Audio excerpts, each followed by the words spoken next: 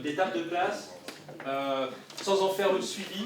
Et Iditarod nous dira aussi. Il y a un an, un groupe d'adolescents rombasiens est venu contacter les responsables du PIGE dans le but de monter un projet humanitaire. Quelques semaines plus tard, il était question d'un séjour au Burkina Faso avec l'aide d'une ONG, l'organisation non gouvernementale Iditarod, basée à Florange. Aujourd'hui, ce projet est devenu une réalité avec un départ programmé pour le 20 octobre vers Tougan, ville de 10 000 habitants à l'ouest de Ouagadougou, la capitale du Burkina Faso. Après une année de travail, c'est l'heure des derniers préparatifs, réunions d'information avec les parents, campagne de vaccination ou formalités administratives. Retour sur ce projet avec les différents partenaires, villes et CCAS de Romba. Le conseil d'administration a accepté cette proposition parce que c'est quand même un bon point pour les jeunes de vouloir s'impliquer dans une action humanitaire, mais également leur faire toucher du doigt la citoyenneté. En ce sens qu'avec ce projet, ils ont eu l'occasion de travailler avec les élus, avec le personnel du PIGE, de connaître la mairie, de visiter le conseil régional de Lorraine, de rencontrer M. Fournier au conseil régional de Lorraine, qui sera aussi un des financeurs de cette opération. Donc une part importante de citoyenneté dans cette action, et c'est la principale raison qui a fait que le conseil d'administration, à l'unanimité, a accepté le projet.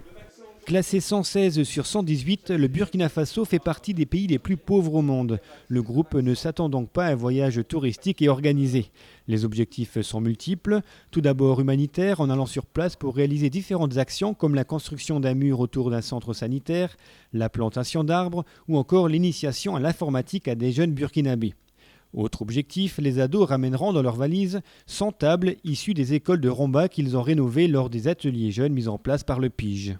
Ce n'est pas un voyage touristique que le CCAS de la commune de Romba finance à des jeunes rombasiens, déjà, je pense qu'il est important de le préciser. Les jeunes de Romba se sont auto-financés leur voyage à travers, comme je disais tout à l'heure, la réhabilitation de matériel scolaire, mais aussi en participant à des travaux cet été dans différents services de la commune, tant au service des espaces verts qu'au service de la commune. Donc, je pense qu'il est important de dire que ce n'est pas un voyage organisé qui est mis en place, c'est un projet avec un sens, à caractère humanitaire. Il faut repositionner un petit peu les choses à ce niveau-là. Et on suppose fortement que le vécu que vous allez avoir sur le terrain en allant là-bas va peut-être vous questionner sur un certain nombre de choses.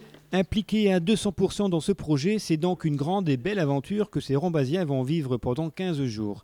Une aventure qui ne sera pas une fin en soi, avec notamment la mise en place, après leur retour, d'actions d'information et de communication dans les groupes scolaires de la ville ou encore à destination de la population rombasienne.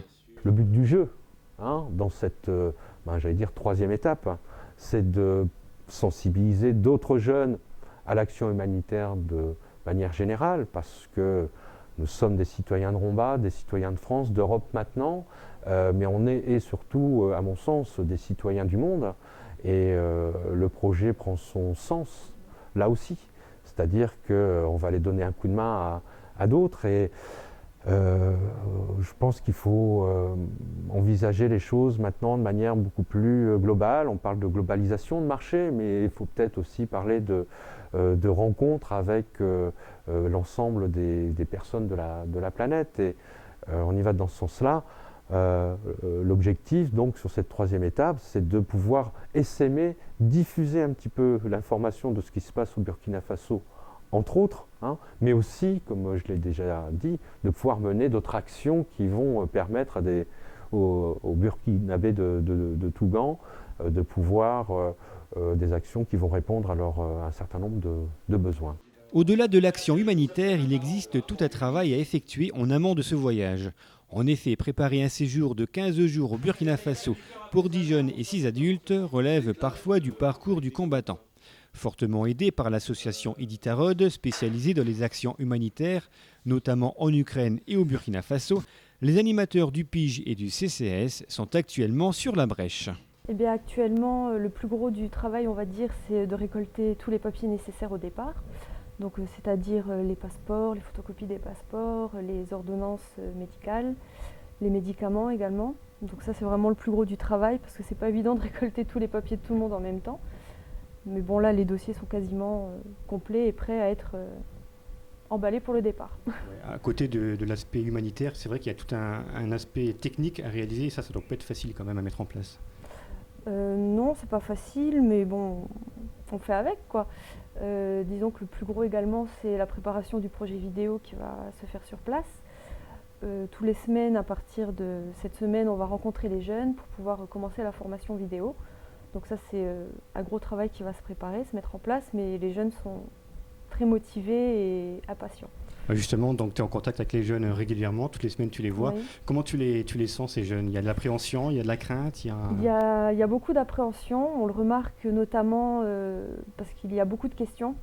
Donc par rapport au mode de vie là-bas, qu'est-ce qu'on va faire et comment on va vivre en fait.